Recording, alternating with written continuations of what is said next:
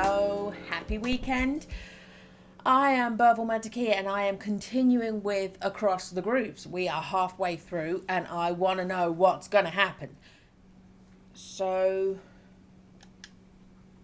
Glasgow. Or as Americans say, Glasgow.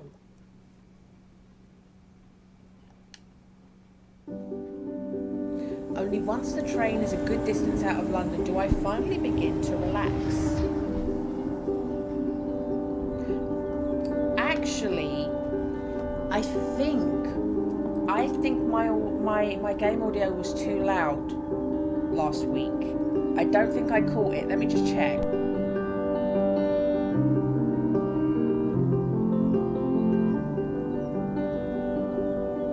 It's just a bit. Okay. It's a good job that occurred to me. Let me just jump in and tweak that. As I'd feared, Ava had been watching the comings and goings at the station.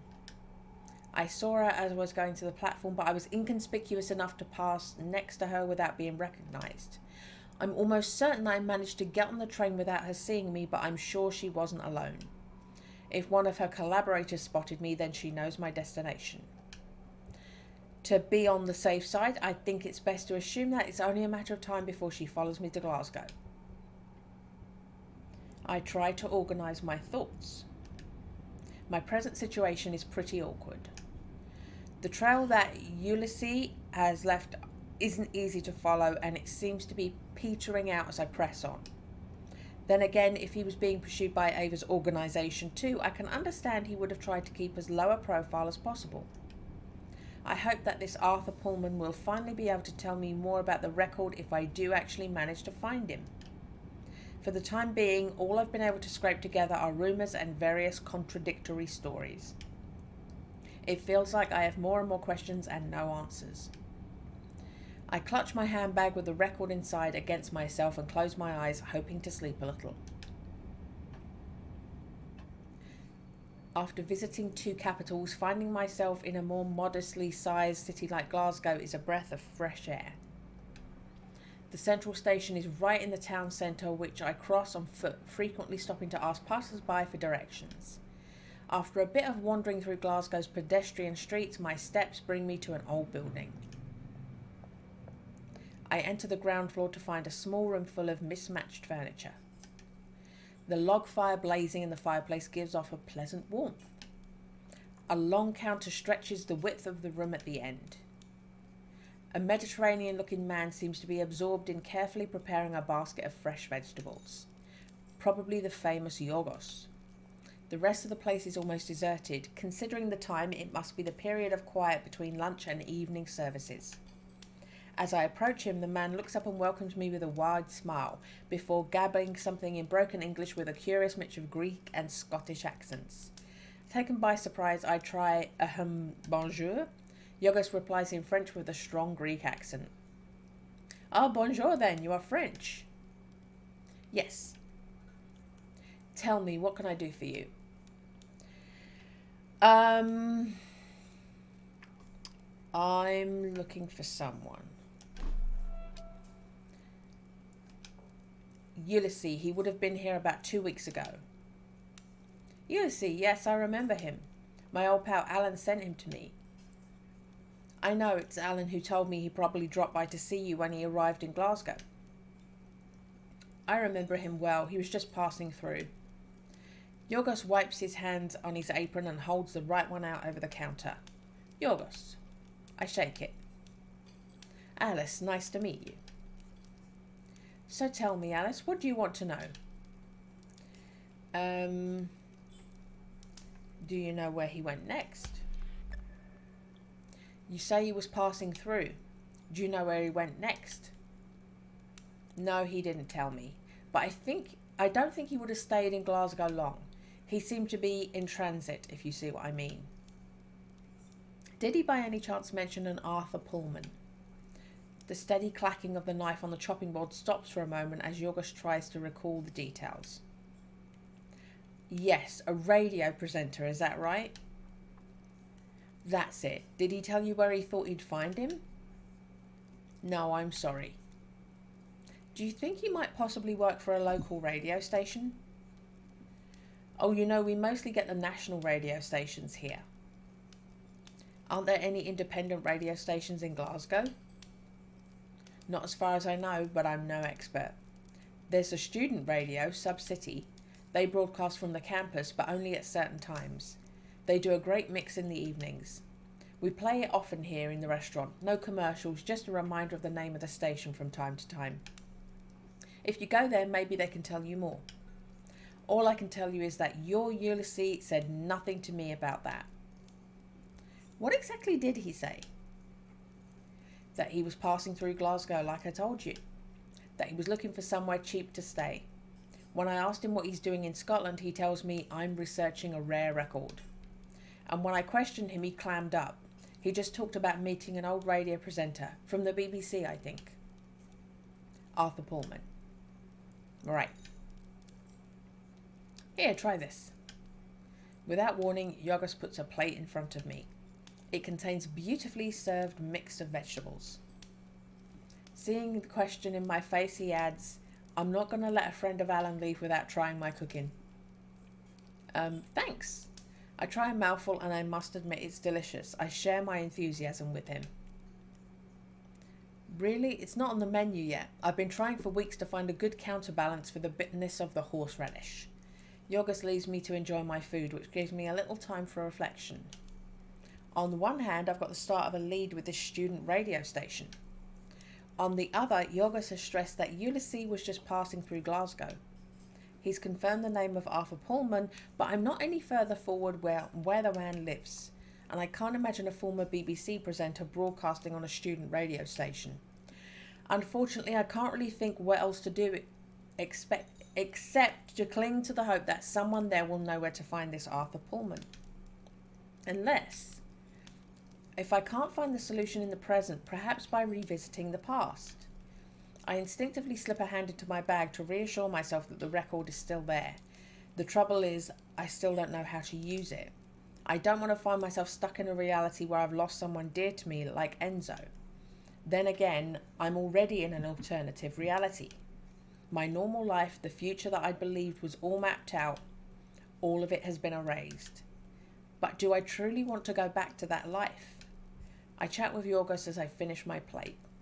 He tells me that he met Alan in Paris when he was a student.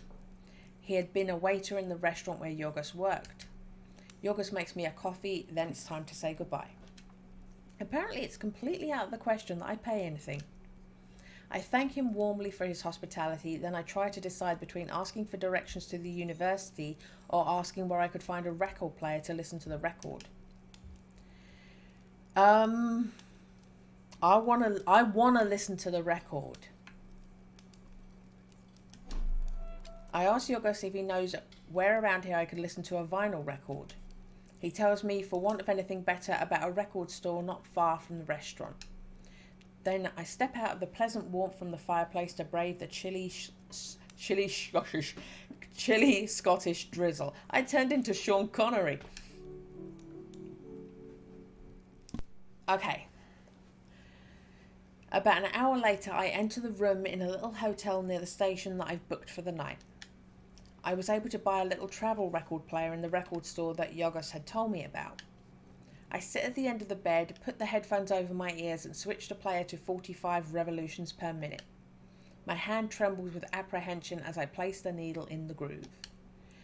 What point in my past will the record send me to?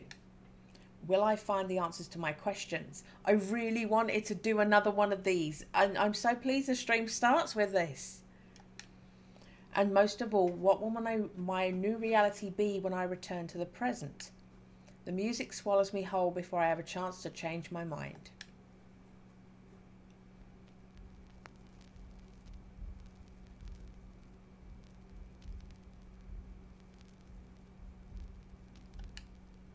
I try to focus on Ulysses.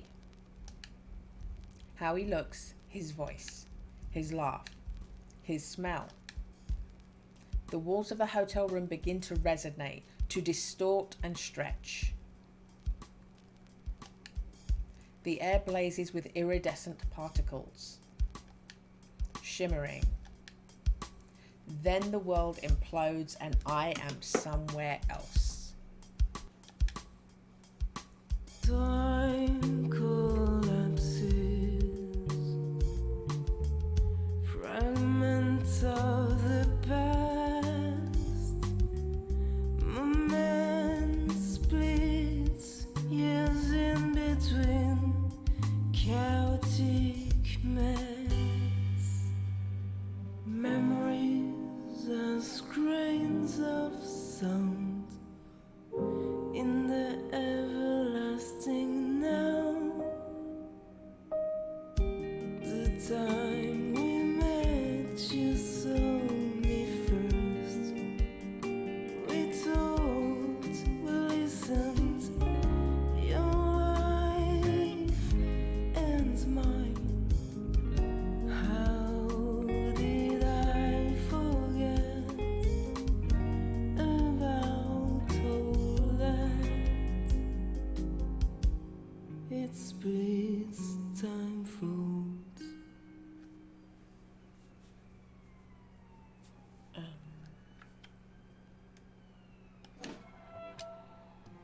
I go farther back. I'm a child sitting at the piano, fingers, bass, over and over. The rhythm knocks me back. Time falls on itself again. I focus on the atom heart, the nucleus of what we were, of what we are. Golden light through the window, evening sun, Sunday afternoon. You there on the couch, me at the piano. I look at you, I smile. When you smile back,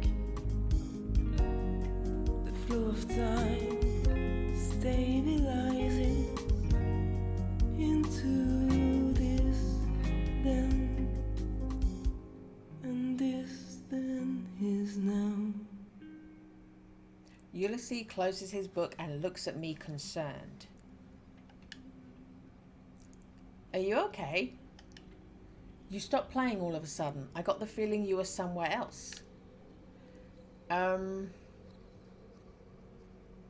Not great. I have a sudden attack of panic, inexplicable and uncontrollable. I guess reliving these moments has upset me more than I expected. And I know that my time here in this moment is precious. Ulysses stands up. I'm going to get a glass of water. I'll be right back. Don't move, I'll get it for you. When Ulysses goes into the kitchen, I have time to look into the mirror above the mantelpiece. I still have long hair. I'd cut it a month or two before we split up, which tells me that we're probably somewhere in the summer before our breakup. We were still happy back then. Then in September, at the start of the new school year, he began to be more distant. Was he already thinking of leaving back then? Ulysses gives me the glass of water. I drink. He sits on the coffee table, facing me. Ah, Dutch! Dutch, hello. I've only just started. Let me just come out and give you a shout. How are you, lovely? We are playing a visual novel. It's the second half of it. We did it last week. It's one of those things where it gives you two different options where you can choose to go with this person or choose to go with this person. You can choose to say something or stay silent. But on this one, there is a vinyl record of 45. If you play it, it takes you back into a memory, and within the lyrics of the song, you can make decisions.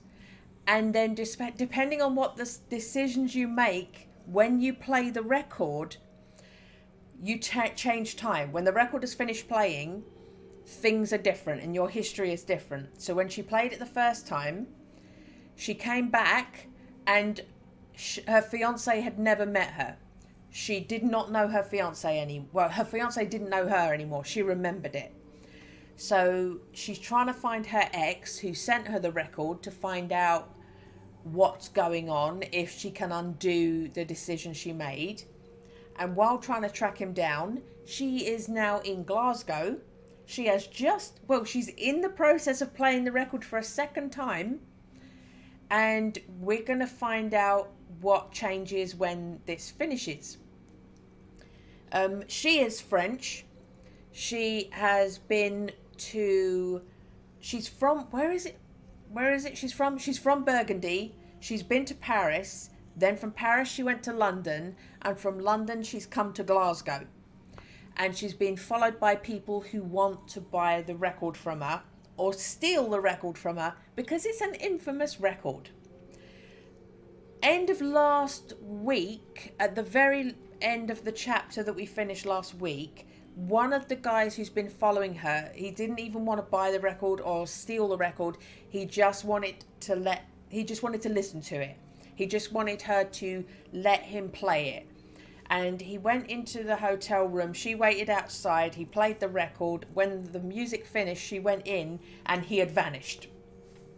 So some people are erased from existence if they listen to the record. It's really interesting. I'm very invested in finding out what happens.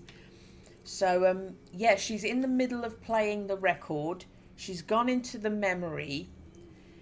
So I made a decision in the record's lyrics, and we're finding out what my decision is leading to now.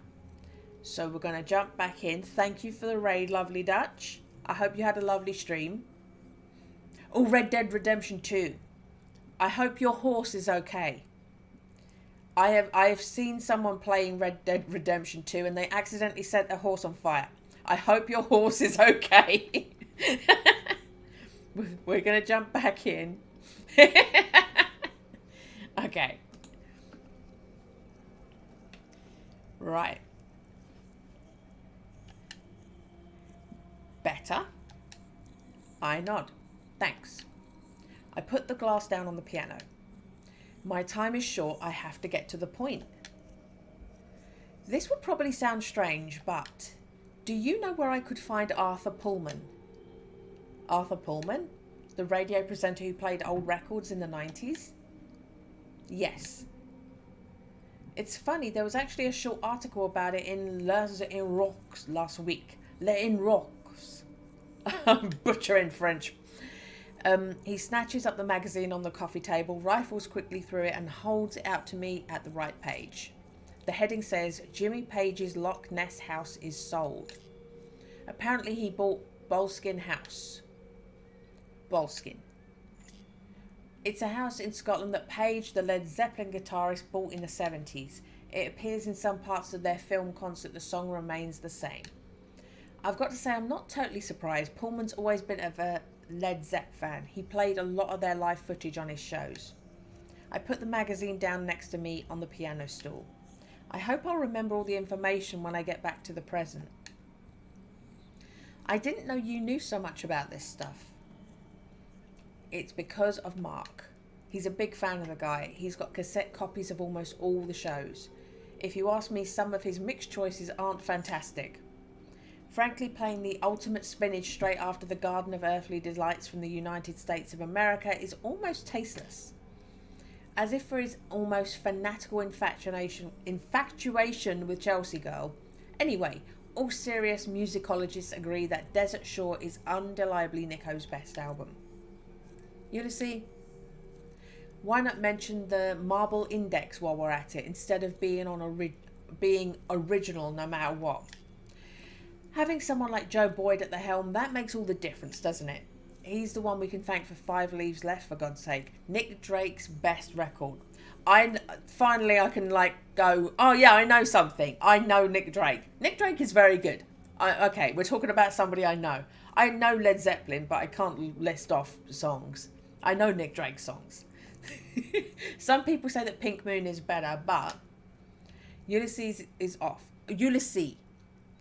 I didn't know how it was pronounced. All last stream I said Ulysses just because I couldn't work it out. And then it was pointed out about 3/4 of the way through last week's stream. It's Ulysses without the S at the end. So it's Ulysses. Ulysses is off. I know from experience that he can go on like this for hours. I'm afraid I don't have hours. I grab his arm and look him in the eye. Ulysses? He stops in the middle of his sentence. Understanding lights up his face. It's the record, isn't it? Admit yes. Yes. If we're talking about the same thing, yes, I listened to the record. And you come from a future where you need to find Arthur Pullman, right? I look away. I'm scared of telling him too much, that it may have had an unpredictable impact on my reality. Ulysses seems surprisingly relieved. He takes me in his arms and we hold each other for a while. Then he emerges from our embrace and adds cheerfully, that means that it didn't work. What didn't work? The walls of the apartment around us begin to dislocate. I don't need to explain to him. I can see his face and he understands what's happening. Alice, please try to remember that we don't need to break up anymore. That I don't have to leave you. That it didn't work. We don't need to... What do you mean, Ulysses? It's too late. Once again, I'm carried away by the flow of time to the rhythm of the song. Time collapses, fragments of the past, and split, using between chaotic mess. Memories are screamed of sounds in the everlasting now. Everything changes. I shed the remnants of my whole skin until the flow of time stabilizes into this new present. I'm seated in a leather armchair. A jazz record plays softly. Yeah, the decisions, you get those decision boxes come up when in the first part of the record and you choose which way the lyrics go. So you can get two different versions of the song. So on this one, it said you can move closer or go further back. So she went further back and then the song carried on talking about her as a child learning to play the piano. And then it took us to the scene where she's sitting at the piano. So I don't know if it reflects the cutscene you get. I don't know. I think it's something I'm probably going to replay just to see what the different things are. But you get to make the choices, the dialogue choices, but in the lyrics of the songs. This is only the second time I've had a song. She's actually played the record. So I'm hoping we get another one before the end. I really like that part of it. Jazz record plays softly with a characteristic crackling of a vinyl.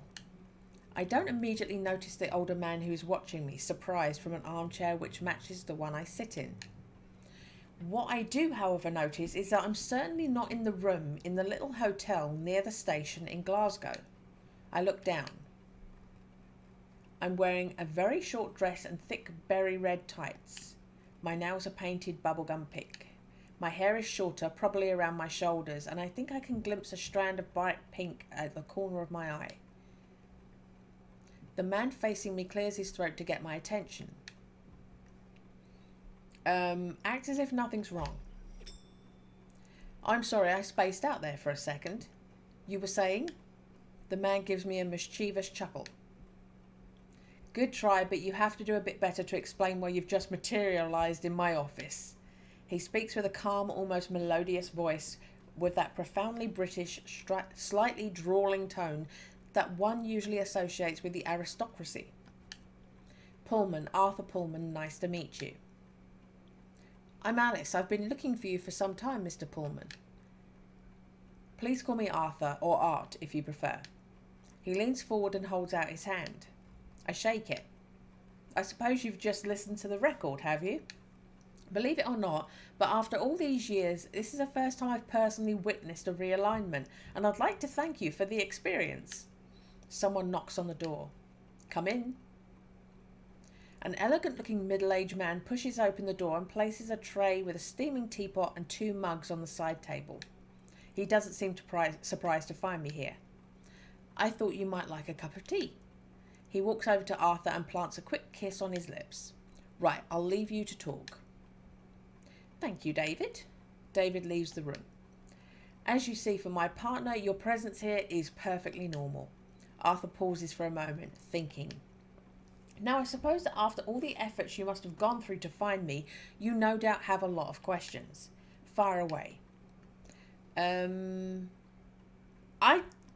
can guess what he means by realignment. We'll ask about Ulysses. Originally, I was looking for a friend. A record store owner, French. He was looking for you too. His name is Ulysses. Have you met him? No, I'm sorry. I can't say I have. Really? I'm sure he would have found you. I assure you I would remember. Like you, I'm probably like him. I'm not affected by a realignment. That's the second time you've used the term realignment. What does that mean? Oh, so we get that anyway. How can I explain this simply? Let's say it's one of the possible effects of the chorus. The chorus? Yes, the choir of the gods, if you prefer. It's what we call the vibration on the record during the joining time. What do you call it then? I shrug. I don't know, I just say the record. Arthur smiles. Yes, that probably makes more sense. Each time that someone listens to the record, reality changes to adapt the modifications that person has made to their past. Our memory, our recollections, the sum of what we are, as it were, remains intact. And there is a principle of economy, if you wish, which makes the changes as limited as possible. It's extremely difficult, indeed very probably impossible, to instill a global change. Generally speaking, someone's listening does not affect others. But it does sometimes happen that one is the eyewitness of a change in reality. Objects or people who appear or disappear before your eyes, or more rarely, the geographical movement of the witness themselves. I call that a realignment. That's exactly what just happened. You went back to your past to find out where I lived, didn't you? I nod. And the record sent you to the moment in your past where you could obtain that information. Yes, that's exactly what happened. Which is why you're here. You know your intent is the principal factor which determines the moment of your life which the record will make you relive. Do what thou wilt shall be the whole of the law. That's the reason I saw you appear in my office a few moments ago. But how do you explain that you were aware of my sudden appearance when your partner reacted as though nothing odd had happened? I don't really have an explanation. Or at least I'm not prepared to suggest something I'm not completely sure about. Nobody truly knows how it all works. Generally speaking, the person who heard the chorus is the only person who's aware that reality has changed. I think back to Marie and Robin. That explains why they had no memory of Jean-Baptiste. Perhaps I similarly had the good luck to be in the same room as you at the moment of realignment. As for David, he simply wasn't present for that quite singular occasion. For him, you probably arrived at Boleskine earlier, entering by the front door, then we shut ourselves away in my office to talk. Can you tell me more how the record works? You seem to know how the record works. Can you tell me more? I know, no is a big word, but yes, if you consider that I'm one of a handful of people in the world who have heard the chorus. I suppose that gives me some authority on the question. What do you want to know? She wants to know if she can undo it. Is it possible to undo the effects of the record? No, that's impossible. I'm sorry. Once you've heard the chorus, you can't go back. Even if by some miracle you managed to come back to a reality very close to your original reality, you wouldn't be the same. You'd remember that you'd lived listening to the record and living outside other versions of yourself. Unless... Pullman leans back in his chair and seems lost in thought for a while. Theoretically, if someone else went back to the present and stopped you from listening to the record, he breaks off. No, that wouldn't work though. You would no longer be conscious of the existence of the chorus, but you'd heard it in your original reality. You would inevitably be different from who you would be if your past had not been modified. A sigh escapes me. So even with the record available to me, I could never completely return to my original reality? No, I'm sorry. But you said even with the record available. You do realise that you don't have the record available to you anymore, don't you? I suddenly realise that I haven't checked if I still have the record with me. I grab my bag which rests at my feet and frantically rifle through it, trying not to panic. Clearly the record is not there. Alice, I understand your reaction, but do try to stay calm. Where were you just before you materialised here? In a hotel room in Glasgow. The record stayed there then? Pullman nods. Yes, I'm afraid so. Can I use your telephone? I tell myself that the chances of me filing it are slim, but I have to try. Arthur points to the office door. It's in the entrance hall. Turn right when you go out of the office, then left at the end of the corridor. I'll wait here. Thanks.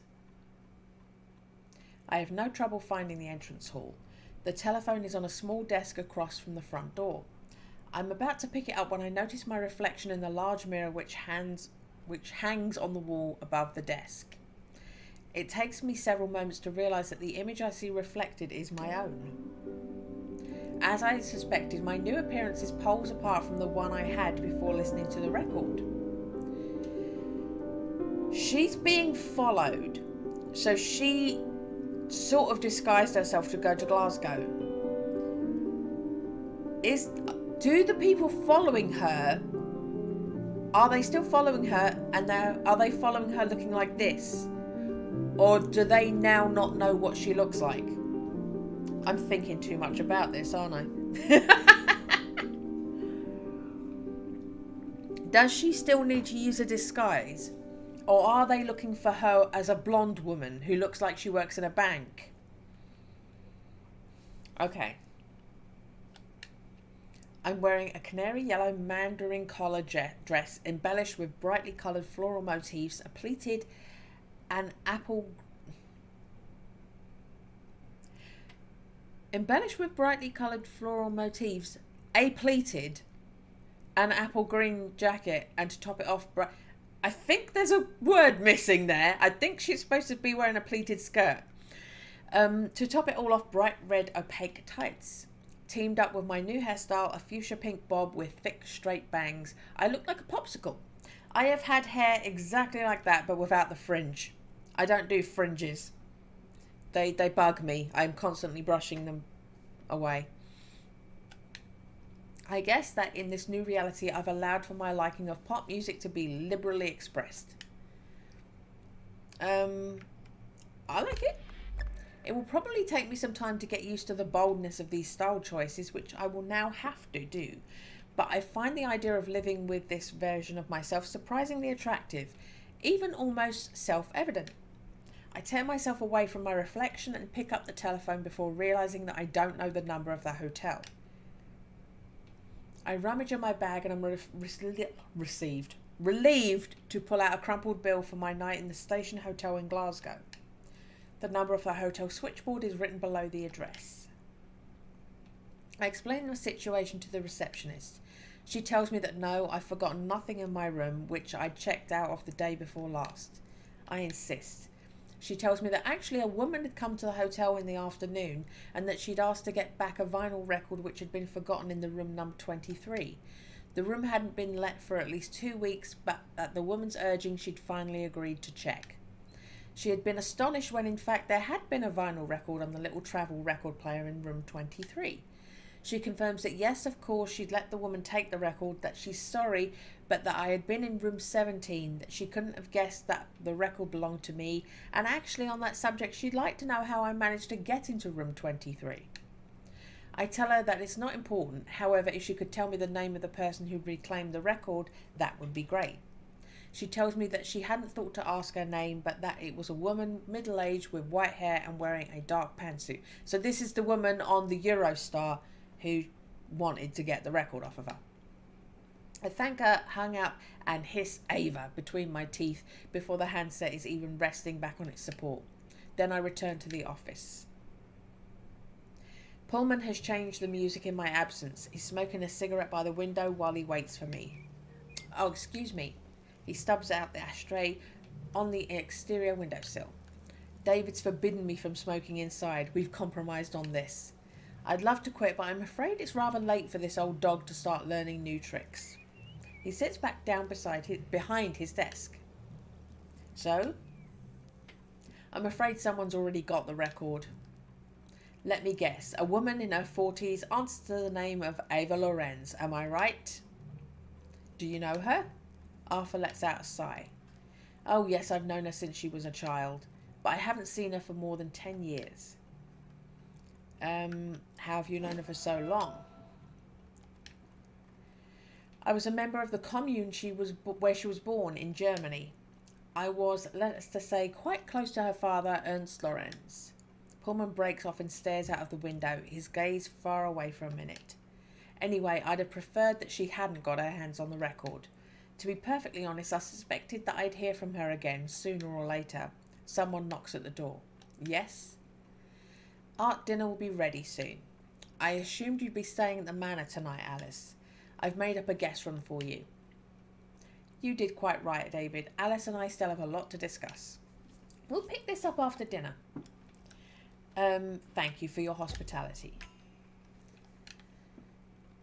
You're very welcome. We love having people to stay at the Manor. It's a big house. It's made for entertaining. I follow my host into the dining room. David has cooked a simple but delicious meal. He serves me a glass of red wine while he scrutinises me with a piercing, curious gaze. Tell me, Alice, what do you do? I imagine it's something to do with music, considering how much time you spent with art. I smile and take a sip of wine, winning myself some thinking time. I admit to myself I've no idea. One thing's for sure, I'm certainly not a banker, not in this reality. On the one hand, I could answer vaguely that I work in music, which isn't exactly a proven fact, but it does seem in line with this new reality. On the other, I could answer honestly and tell him that I work in a bank, in spite of all the clues which suggest that's now extremely improbable. Yeah. I work in a bank. Really? I was sure you must be, in one way or the other, in the music business. David raises his eyebrows, quizzical. Let's just say I'm going through a career change. Arthur cuts us off. Davy, surely you're not going to interrogate our guest, are you? No, sorry, I didn't mean to pry. I hope I haven't made you feel awkward. I tried to point the discussion in a less prickly direction. How did you get to know Arthur? My dad was Latino, my mum American. I grew up in Queens. I met Art at a club in the East Village. He was a local correspondent for the BBC. It took him a few years to persuade me to move to London with him, but I'm happy to say I don't regret it a bit. Arthur, who'd risen to clear away our plate, stroked his partner's shoulder with affection. Cheese or straight to dessert? Cheese! David gives me a... Do I get to choose? Do I get to choose cheese? Whichever you prefer, Alice, but if we put the cheese on the table, it will give me an excuse to eat it. I get to choose cheese! I'm way too excited about cheese. I'm sorry. Always cheese. I agree, Alice. You never say no to cheese. Arthur disappears into the kitchen with our plates. Art never talks about his youth. I really think that's a shame. He had the chance to see the biggest bands of the 70s. He's got some incredible live recordings. Arthur returns with a cheese board and cleans plates. Did you make her listen to your recording of Miles at the Schaefer Music Festival? Art managed to capture the last concert of Miles Davis' Electric Period. It's truly incredible. Alice isn't here for that, David. Don't listen to this party pooper. He doesn't like talking about his youth. It's mostly because that period's pretty fuzzy to me. Yes, the world must have been horribly drab before you met me, Art. I laugh. They're both charming and cultured. I'm having a very pleasant evening. We talk about music, about everything and nothing. Arthur tells me about his radio show on the BBC and his life in London in the 90s. Can we look at the cheese? Can I see what cheese you've got? By the time we get to the coffee, it's already quite late. No, let's go back to cheese. David excuses himself and goes to bed, but not without first showing me the way to my room. Then Arthur and I go into the living room to continue our conversation. It's a cosy room. There's an old stone fireplace with 2 leather armchairs and a couch placed in front of it. Arthur puts a log on the hearth while I take a seat in one of the armchairs. Can I get you a nightcap? Cognac? Whiskey? I prefer something a bit lighter. Arthur pokes around in the bar. There's a bit of port. Will that do? Perfect, thanks. Do you know what? I wouldn't have called port light. I like port, especially right after cheese, but I want to call it light. He leans back at ease in the armchair. I take a deep breath. There's something bothering me. I don't think why have you decided to help me. I think he's a genuinely decent bloke. What must I do to get the record back? Do you know where I can find Ava and her organisation? Arthur gestures to me to have a little patience. Yes, I think I know where you can find Ava and the record, but I'd like to start by telling you my story. I think, or at least I hope, that this will all make much more sense when you know about my experience. Very well. I'm listening. Are we going to see about when he listened to it? Pullman takes a gulp of whiskey and puts his glass down on the coffee table.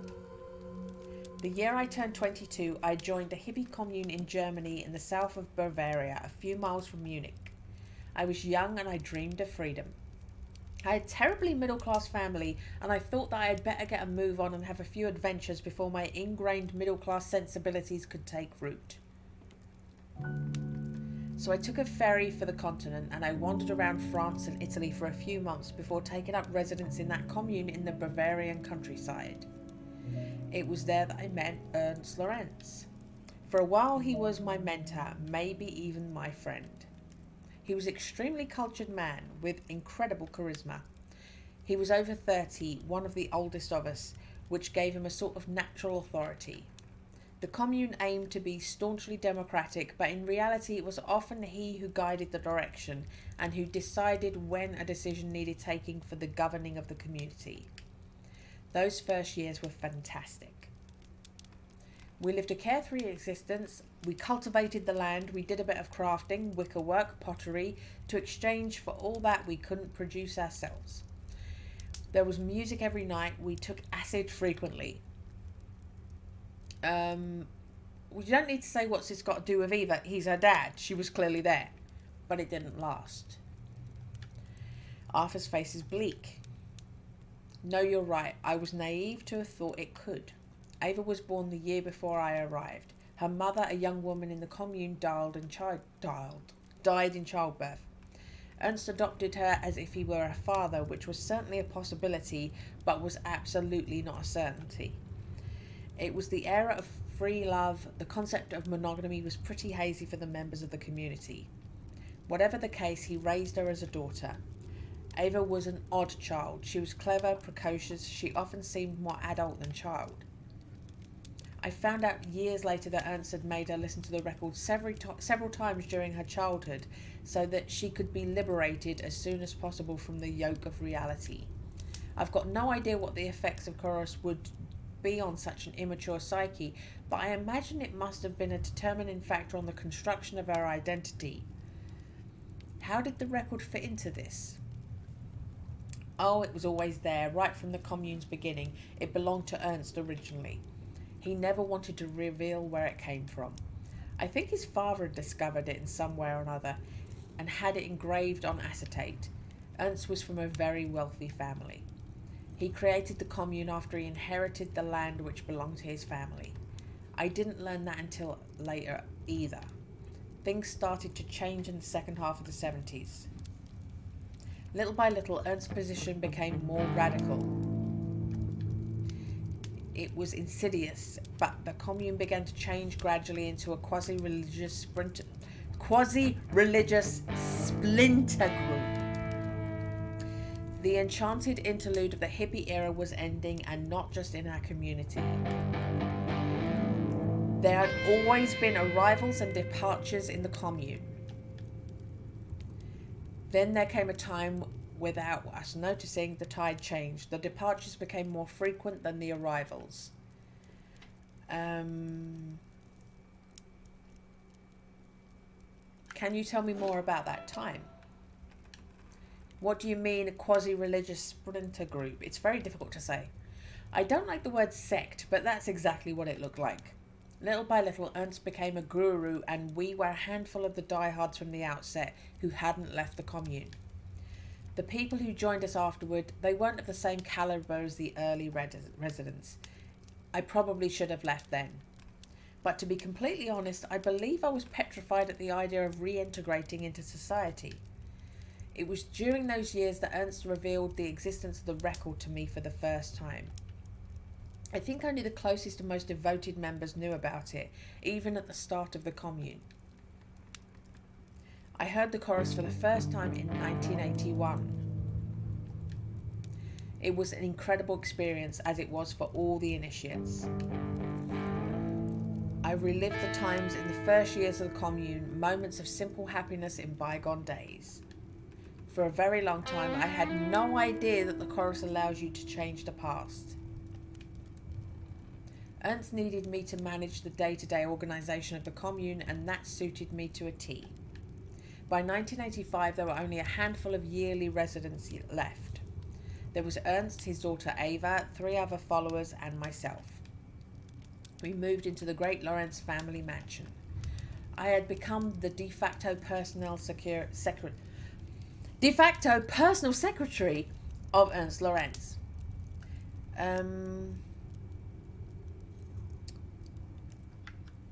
Fascinating. What's the point of all that?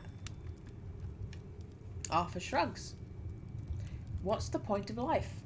There's a hesitation before he clarifies what he means, an enigmatic smile playing on his lips.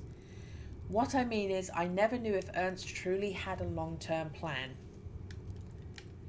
I think he had simply found a way of life that suited him, and he did what he had to make it last. I mean, it must seem strange to you, but to be perfectly honest, it was quite a pleasant life. I just noticed my phone battery is about to die. Just gonna plug myself in. There we go.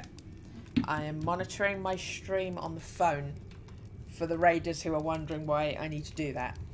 I'm keeping an eye on if I'm freezing or glitching or something. Okay. I mean, it must seem strange to you, but to be perfectly honest, it was quite a pleasant life. It took some time for me to mourn the loss of those hippie ideas, but once I got into the new routine, well, I don't really regret those years. In that case, what made you leave? A combination of various factors. For some, oh my God. Okay, for some time, the Bundesnachrichtendienst I apologise, Germany. I'm very sorry, Germany. I tried my best. The RFA's intelligence service had been watching us. I tried. Like the sword of Damocles, the menace over the strike of our network hung over us. Ernst sunk into a kind of permanent paranoia which was only worsening with time. With hindsight, I'm sure it was a warning sign of his illness. With the fall of the Soviet Union... Oh, guitar sting made me startled there. With the fall of the Soviet Union, we took advantage of the chaos generated by the reunification to emigrate to the other side of the Iron Curtain, to Prague. Thank you, Dodge. I saw it and it's like, oh my word. that was a mouthful. I think it was Ava who whispered that idea in her father's ear. I imagined she'd realised that with all the upheaval, she'd have the opportunity to carve herself out a more important and decisive role in the organisation, which is exactly what happened. So the organisation relocated again and presented itself as a kind of occult allegiance club, vaguely Masonic, at least from the exterior. The Aeon Kairos Lodge. The name reminds me of something. I think for a few moments before realising that it must certainly be the Iron Sky Rose Eddie Black spoke of. Aeon Kairos, what does that mean? As you may have guessed, the name wasn't chosen by chance. The concepts are rather complicated to explain. Do you want the long version or the short? Go on then. I sit back in my armchair. Let's try the long version if you don't mind. Pullman sighs. As I told you, I wasn't very abreast of the what you might call mystic part of our organisation. Even if I was pretty much in charge of the operational aspects of our activities, of course, I asked Ernst about it. What did he tell you? Aeon, Kairos and Chronos are the three terms which correspond to different aspects of temporality for the ancient Greeks. The notion of chronos is the easiest to understand. That's what we modern man simply call time. One could, at a push, translate aeon as the notion of entity or eternity. As for Kairos, that's more difficult to explain. It's the deciding moment, the infinitesimal moment when everything changes. Do you see what I mean? Not perfectly, but I'm not completely clueless. I'll say no. I'm finding it a little difficult to follow you, to be honest. Before it became a term used by the ancient philosophers, the notion of Kairos was primarily an archery term. It was used to describe the precise moment when the archer looses his arrow. I think about my own experience with a record, reliving those moments of change and the resulting ripples of transformation. That metaphor seems very appropriate now I understand what you mean. Well, that's good. It's not a notion that's easy to explain. But all that doesn't tell me how you managed to escape. Sorry, you're right. I'm afraid I got a bit off track there. I'll try to stick to the basics, but I could talk to you all night without getting through everything that happened during those 20 years of my life. Anyway, it was the move to Prague which marked the beginning of the end for me. Ernst was suffering from an early onset of aggressive strain of Alzheimer's disease, undiagnosed of course. While we stayed in Bavaria, the house he'd always known, I think he'd managed to counteract his progressive memory loss. In a completely new environment, however, his condition worsened rapidly. Ava became more and more important, finally superseding her father as the head of the organisation. Little by little, she moved me to the sidelines. When Ernst died in 91, I really began to question my own commitment to the lodge. I suppose you could call it a midlife crisis, but the fact is I wanted to change my life. And also, while Ernst and I simply defended our way of life, Ava had other ambitions. She was the most diligent student of the chorus, which she had access to all the time, unlike the other initiates who only had the chance to listen to the record during special ceremonies, which were organised twice a year.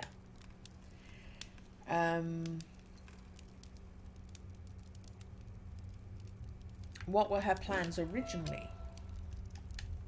She must certainly have had a vision where she took charge of your organisation, right? Oh, I wasn't completely in their confidence, even during Ernst's time, but it became worse when Ava took the reins of the lodge. What I am sure of is yes, she had plans and ambitions, and that the record was necessary for her to realise them. However, I don't believe that even the most initiated knew the full scope of the plan she was fomenting. You're familiar with the saying, divide and conquer. That's exactly how Ernst and Ava functioned. But without Ernst's reason and wisdom to curb her, I was afraid that Ava would drive us to lose everything. It had already been a long time since I felt I belonged in the organisation, but after Ernst's death, there was nothing more to keep me there.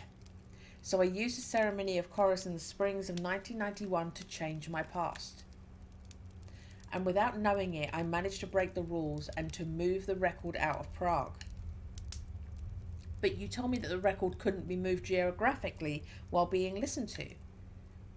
There's a loophole to that rule, let me explain. Having spent most of my adult life in the commune, then in the Lorenz home, the chorus systematically sent me back, give or take a few years, to the same place. I had very little manoeuvring room to change anything in my past. This time was no different. What was different, however, was that I was desperate. I realised that I couldn't escape by changing the moment the chorus had sent me to, so I listened to the record again in the past. Oh, you listen to the record when you are back in time. Oh, record listen within a record listen. This time the record took me to London before my departure to the commune, which gave me the opportunity to decide not to go. And when you came back to the present, you were a radio presenter on the BBC. Exactly. Not only did I find myself sitting on a treasure trove of live recordings of all great bands of the 70s, but also I was in a relationship with the charming, funny, cultured man who you met earlier. On the one hand, this time the change in the chorus had wrought on my life was radical, and my new life had almost nothing in common with my original reality. But on the other, I was free, and I've never regretted my decision. What happened after? I suppose that Ava must have tried to find you. Oh yes, it was hardly difficult to find Arthur Pullman, radio presenter on the Great British Airwaves. She came to see me in London maybe 1 month after my departure. At that time I had no idea that the record had disappeared. When she realised that I didn't have it, she left me alone.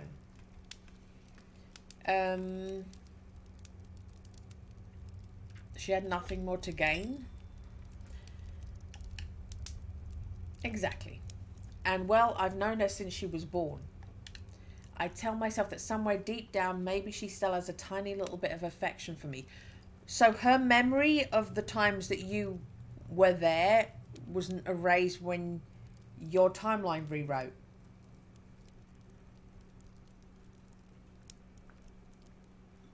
Which I kind of think it should have done. She shouldn't have remembered a history that didn't exist anymore.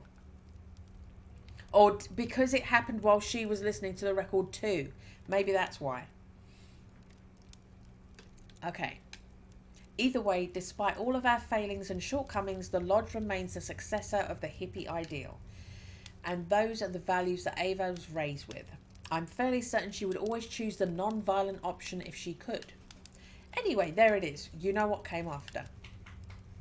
There's something I don't understand. What happened to the record? I think it materialised in the place where I listened to it again in the past while I heard the chorus. So, in the location of the commune in Bavaria. That's it. Ernst had wanted to sell the property when we moved to Prague. The money from the sale allowed them to finance a large residence in the Malá Strana district near Charlesbridge. Then whoever bought the Lorenz family home, they found the record. Probably, but it's more complicated than that. The property was transformed into a hotel after the sale. The type of place you rent out for weddings, you know. I nod. A needle in a haystack situation then. Indeed. Besides, I never heard any more about the record except those legends hawked by the record collectors, the store owners and other musicians, which I have resisted adding to. Well, at least not until you materialised in my office earlier. Thank you. It mustn't have been easy to gone back over all that after so many years. Arthur gestures that there's no problem with a wave of his hand. I guess this business would resurface sooner or later. As I told you, I regret not destroying the record when I had the chance. Perhaps I could have ended all this. He finishes his drink with one swallow and checks his watch. However, I hope you'll excuse me, but it's late. We'll finish this conversation tomorrow if you don't mind. Yeah. Let him go to bed. Let the man go to bed. Thanks again for your kindness and your hospitality. Arthur smiles at me. Come on, I'll walk you to your room. The Boleskine guest room is a big room, decorated in a cosy rustic style with an adjoining bathroom. My travel bag rests on an upholstered seat at the foot of the bed. My hosts certainly know how to receive their guests. I go quickly through my bag, realising that it probably doesn't contain the same things as before I listened to the record. Without surprise, I discover that it's overflowing with a colourful, eclectic selection of clothes. I take out my wash bag and a pair of short pyjamas with a watermelon print. Then I get undressed and discover, this time to my surprise, that my arms and thighs are covered with colourful tattoos, which are quite as eclectic as my new wardrobe. I go into the bathroom to observe my new image in the mirror. This new version of myself is decidedly strange. After a quick shower, I slip between the sheets, hoping that sleep will find me swiftly. I enter the kitchen shyly. David is reading the newspaper as Arthur prepares scrambled eggs. The radio, probably tuned to the BBC, delivers the morning news report. It's he who notices my presence on the doorstep. Oh, good morning, Alice. Did you sleep well? Obviously, with all my adventures of the previous day, my night has been a little disturbed. But does Arthur really need to know that fact? I slept very well. I passed an excellent night, thank you. Arthur smiles. I'm delighted to hear it. There are quite a few stories about the haunting of Boleskine. Since I've lived here, I always slept very well too. If you want my opinion, I believe that ghosts, if they exist, attach themselves to people, not to places. Pullman is thoughtful for a moment, then abruptly changes the subject. Do you like English breakfasts? Do take a seat, please. I obey and sit down. David puts down his paper and picks up the coffee pot. Coffee? I hold out my mug in front of me. Yes, please. I've hardly had time to take a mouthful of the delicious, rejuvenating nectar when Arthur places a plate of scrambled eggs, sausages, and baked beans before me, which he adds 2 slices of toast straight from the toaster.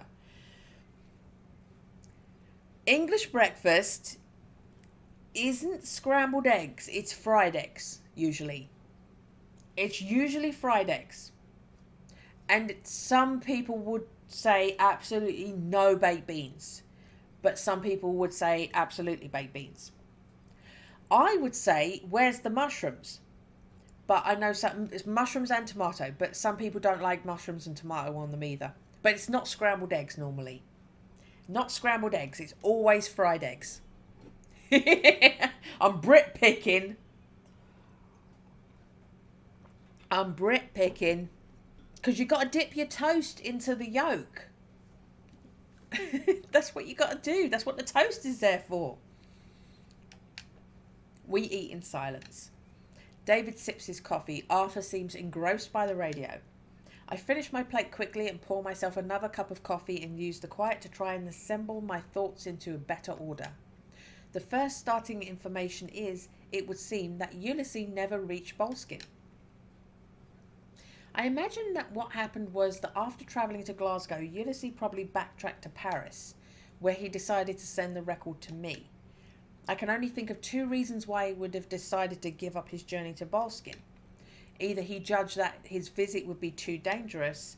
I suppose that he was also being closely followed by Ava and the members of her lodge, Aeon Karos. Realising that the noose was tightening, perhaps he preferred to muddle the trails by changing his route and by getting rid of the record as fast as possible. The other option is that for him too, the trail to Arthur stopped in Glasgow. After all, I was only able to discover the address of Pullman's new home by returning to the past. It's possible that he hadn't remembered that the sale of the Boleskine had taken place and that the person he was seeking was one who'd bought their property. So he would have returned to Paris to seek out a new lead, and the Aeon Karos must have caught up with him there, and he sent the record to me rather than let Ava get her hands on it. which makes me even more mad at the idea that it's my fault that Ava was finally able to achieve her purpose. As for me, I find myself stuck in this new present, in this new life that I know nothing about. Does Patricia still know me in this new reality? She's thinking of the lesbian from France. Yes. What about Alan, Enzo, the other people I've encountered during my journey? If one thing's for sure, it's that there's no way this new Alice leads a tidy little life in Bordeaux. It all seems too far away. Oh, did I say Burgundy? I said Burgundy when I was giving a plot summary. It's Bordeaux. I knew it was named after a wine. It all seems so far away, although only a few days have passed. Arthur's voice drags me from my reflections.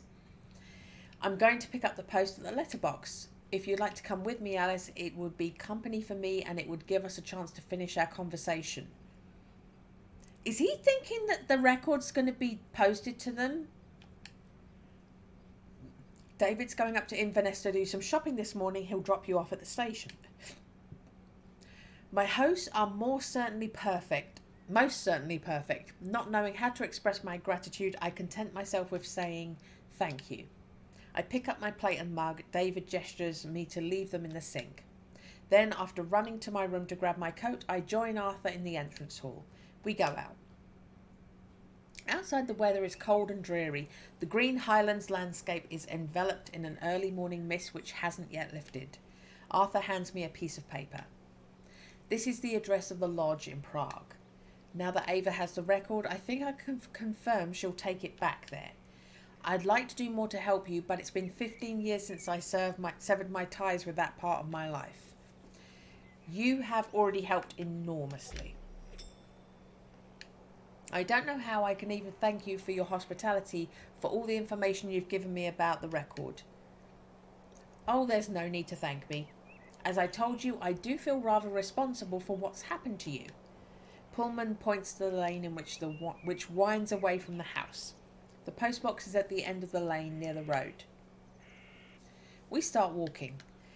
So, do you know what you're going to do? What I'm going to do? Yes, when you leave Boleskine, I don't suppose it would be too difficult to find a flight from London to Prague. It's true that I haven't really considered the question. On one hand, Arthur is encouraging me quite insistently to try to get the record back. On the other, why should I really do it? I don't have much information about this new reality, except for a few clues I've been able to glean from my belongings. I could go home to Bordeaux, take some time before making any decisions. I could also stop in London, drop in on Alan. Even if I don't even know if we still know each other in this new reality. And then there's Ulysses. If he never came to Boleskine, where could he be? I think back to our encounter just yesterday for me, 3 years ago for him. What did he mean by we don't need to break up anymore? It would be so much simpler if I could just find him. No matter what, I'm not going to charge straight ahead to Prague. What if you never went out with him? The last time you played the record, you'd never met your fiancé.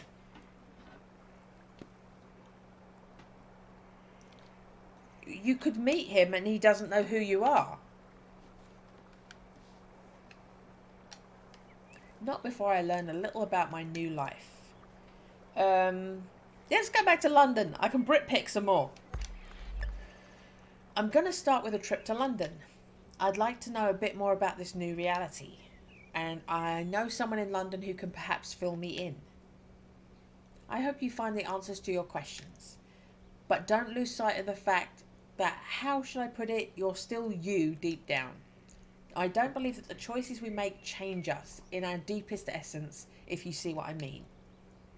You're probably right. I don't believe changing the past is a solution to my problems. I prefer to look forward. In any case, thanks again for this address in Prague and for everything else. Arthur just smiles at me this time. We reach the mailbox. He opens it, sees that it's empty, and we head back to the house. David is waiting for us at the door. It would be a good idea if we don't hang about too long. I'd like to be back for lunch. And anyway, the earlier we get going, the less difficulty you'll have finding a train, Alice.